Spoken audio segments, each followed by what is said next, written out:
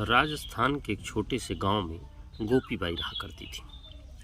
गोपीबाई भगवान बलदाऊ और कान्हा की बहुत बड़ी भक्त थी। घर पे कोई और नहीं रहता था। पानी लाने के लिए एक पनिहारन बरौनी पानी दे जाया करती थी।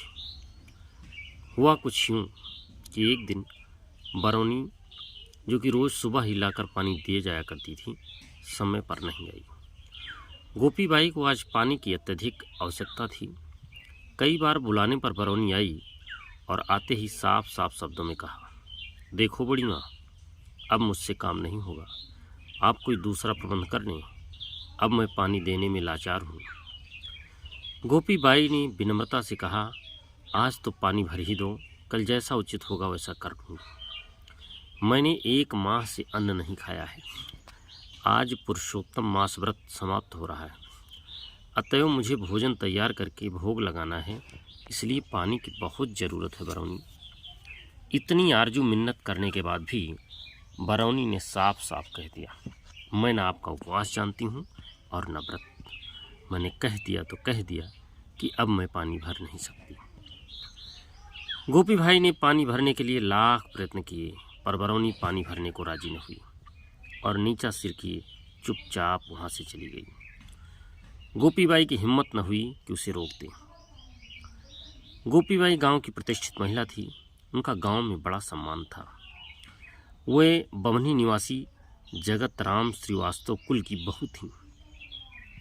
अपने पिता टीकाराम की मृत्यु की पहले ही उनके ससुर काशी प्रसाद स्वर्गवासी हो चुके थे। अतः उनकी सास गिरजाबाई अपने पुत्र के साथ उनके मायके आ गई थी, परंतु काल के कठोर हाथों ने उनके प्यारे पुत्र को भी उनसे छीन लिया। गोपीबाई विधवा हो गई। विधवा गोपीबाई की समय के साथ साथ 3 बच्चियों की शादी हो गई और उनका इकलौता बेटा ससुराल में संपत्ति मिल जाने के कारण जाकर ससुराल में रहने लगा।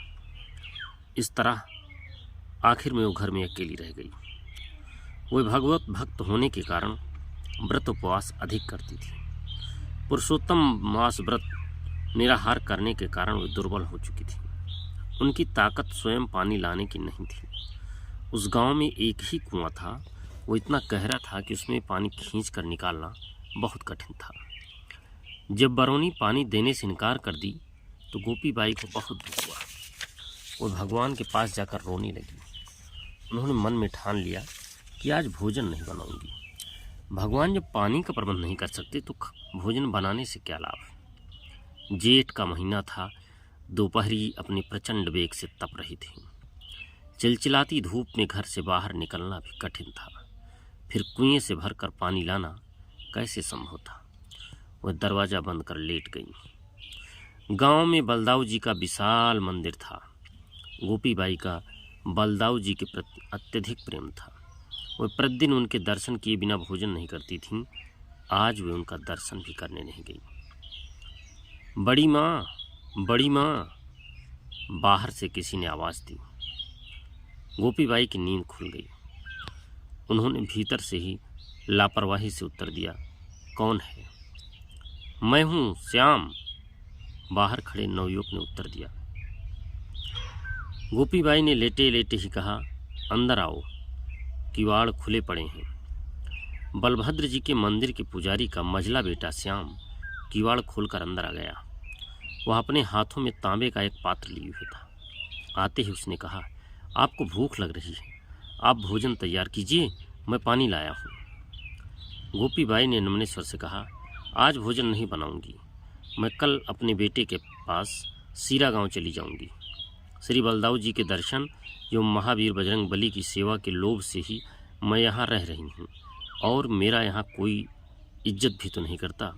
मुझे खाना बनाने के लिए पानी तक नहीं मिल रहा, अब मुझे यहाँ रहने से क्या लाभ है। श्याम ने कहा, आज आप इस जल से भोजन तैयार कीजिए, कल सब प्रबंध हो जाएगा। गोपीबाई की दृष्टि बलदाऊ जी के तांबे के लोटे पर पड़ी। वह पानी से लबालब भरा हुआ था। वह पूजन के उस पात्र को भली भांति जानती थी।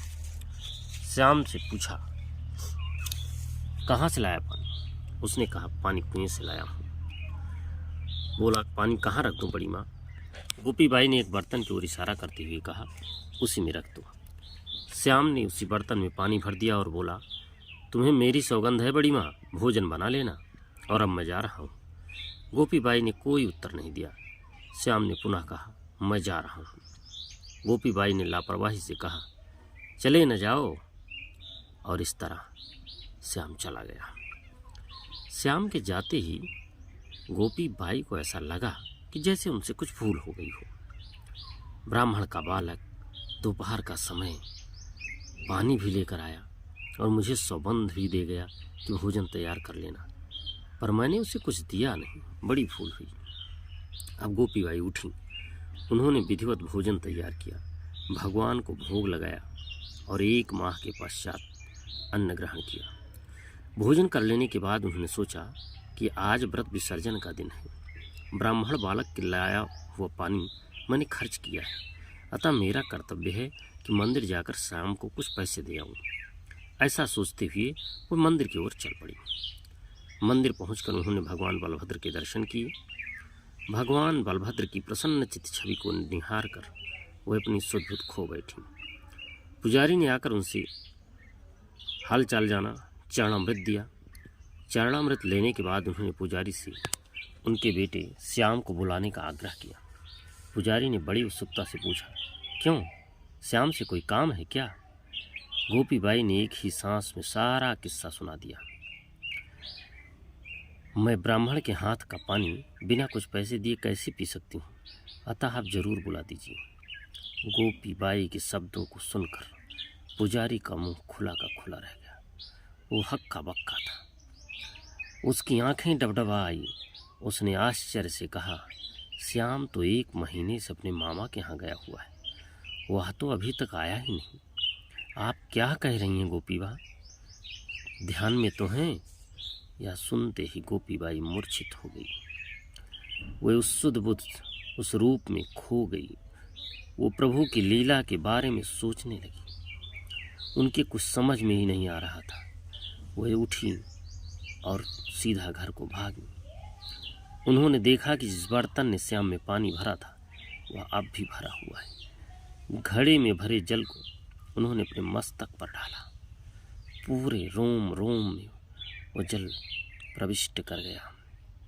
वो रोने लगी, वो हाथ ऊपर कर चिल्लाने लगी, हे प्रभु, आपने मेरे लिए इतना कष्ट उठाया।